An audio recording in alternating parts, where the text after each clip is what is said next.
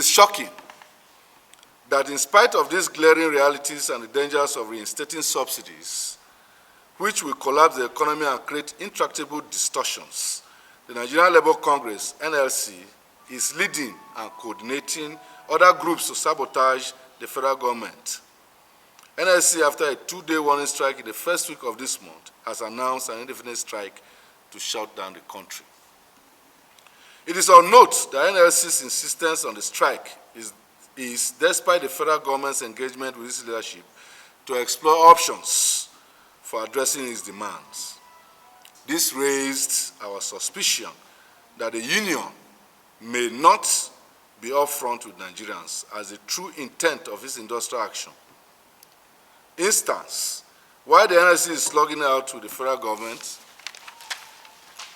we are concerned that is ignoring the larger issue.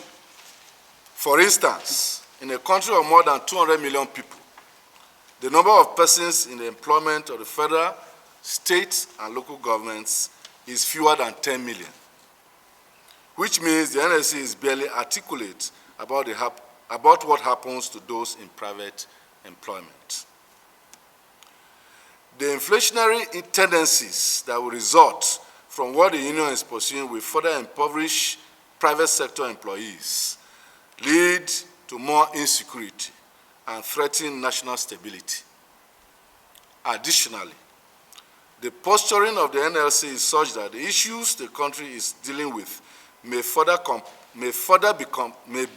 compounded, as it could unwittingly mass Nigerians onto the streets in protest, which will cause more chaotic scenarios than the NSAS protest.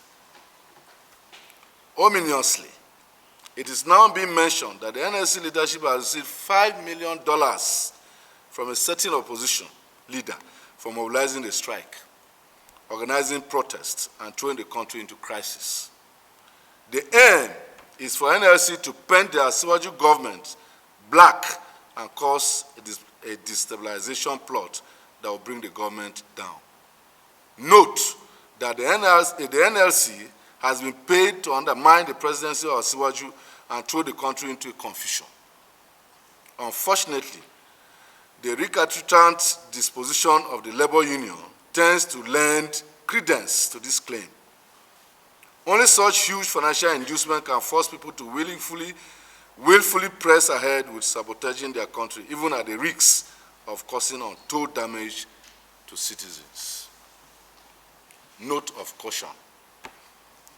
We have, as a consequence of the foregoing, activated a monitoring mechanism to keep track of development around the strike called by NLC and the protests that we understand they are planning to add to the strike.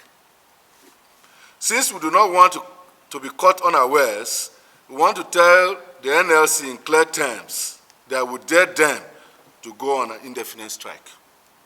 And the Nigerian Civil Society Situation Room will take all legitimate measures to protect Nigerians from the hardship they want to put the country through. We are acquiring more specific details about the NLC dealings with the opposition, and sadly, with some foreign interests.